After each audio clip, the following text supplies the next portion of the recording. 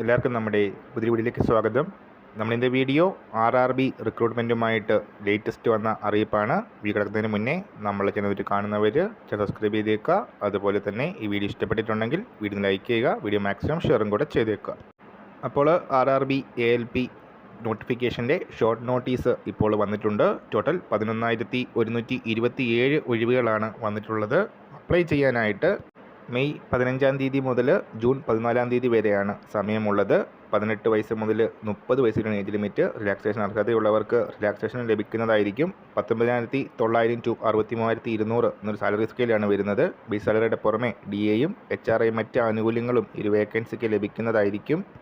SLC ITI diploma ഉള്ളവർക്കെല്ലാം ഉള്ള അവസരങ്ങൾ വരുന്നുണ്ട്.